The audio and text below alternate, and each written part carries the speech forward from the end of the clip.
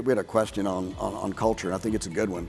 You know, all these things that we're talking about, impacting the customer experience at the unit level. Obviously, you're not doing this without great culture and great training and a big emphasis on people. It's challenging to do things like this in the industry. This is a 110, 120% turnover industry a year, right? So to your point, training is paramount. You've got to be really good at this, and you've got to have all kinds of ways of reinforcing what you want team members to do. Your role now is delivering the hospitality of the brand, right? That's different.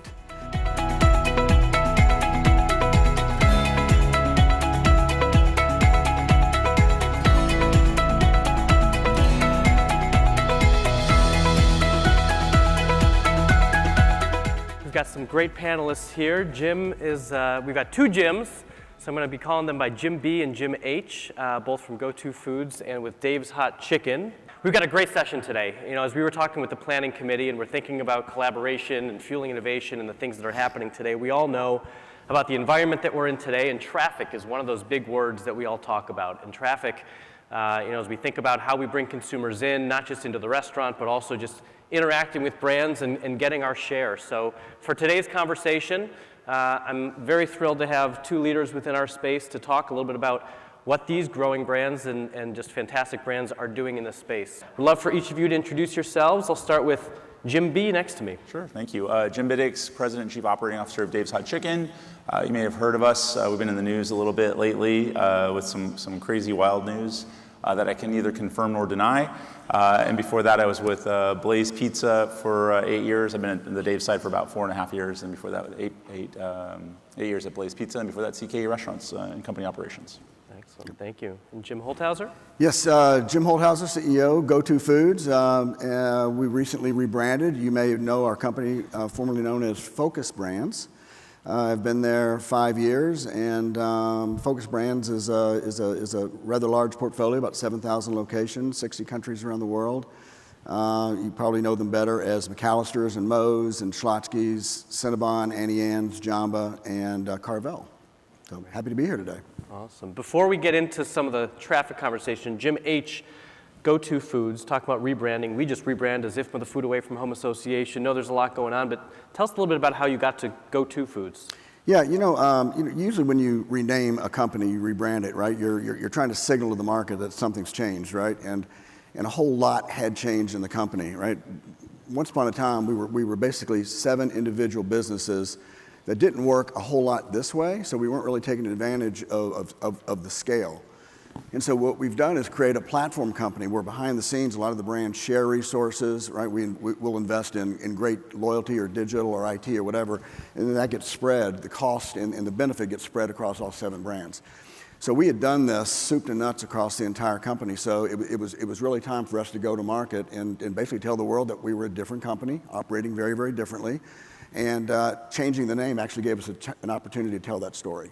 So that's the Reader's Digest version of what we did. Great. Well, I'm excited because between the two brands here, Dave's and certainly everything within your portfolio, we've got very mature brands, and we've got brand that is growing very quickly in a short amount of time here. So we'll talk a lot about that over the course of today's conversation. But I'd love to start as we kicked off the video with this morning, and we look back at pretty much the 5-year anniversary of when COVID hit, and recognizing that both of you, I believe, started your respective companies about 5 years ago. And I'm sure that was interesting times coming in right in, either right before or during COVID in 2020. But I'd love to understand, as we talk about sustained traffic today likely means maybe things different than it was 5 years ago. And maybe, Jim Bitticks, I'd love to start with you. How do you all think about traffic, and what's important for you as you're thinking about your restaurant brand? Sure. So Dave's is an all-franchise brand. We own 5 company locations out of 275 open locations, so the other 270 are franchisees.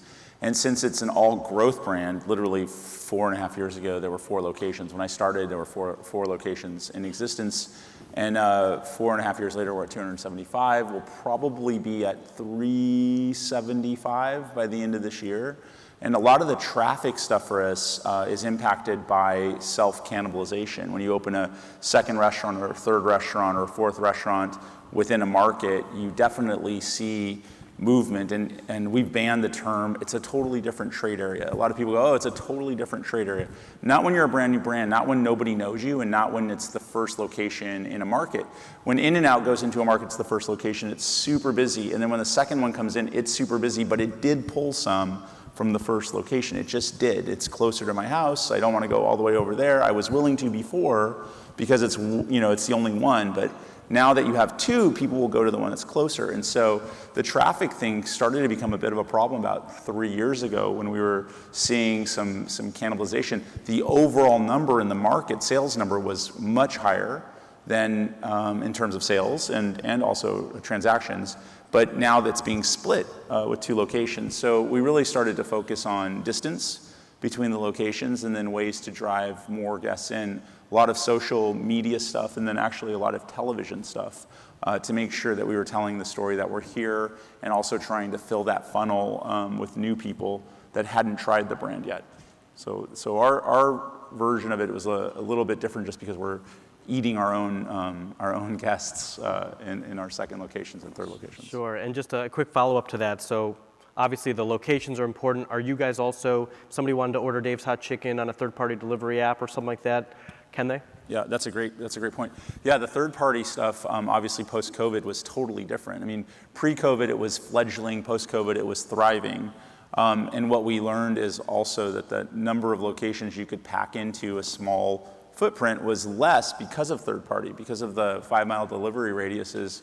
We saw a lot of cannibalization when we were very close to each other, which again made us pivot with the distance between locations. We started opening further apart purposely because of third party. So yeah, that's an important point. Great. And Jim Holthouser, I know many of your concepts, whether it's Auntie Anne's, Carvel, others, they may be in malls and others. So how are you thinking about traffic across your entire portfolio? Yeah, let me start at 75,000 feet. I mean, my view of the QSR industry, it's very crowded, it's very competitive, it's a low barrier to entry industry. And so as I've studied this space, I mean, more often or not, we have foot traffic issues in restaurants. And so I can't change supply and demand dynamics of an industry, but what I can do is learn to work around those. And so for us, the way we solve that is really by focusing on four things. You've got to be great at delivering high quality food. You better continue to elevate the customer experience year after year after year.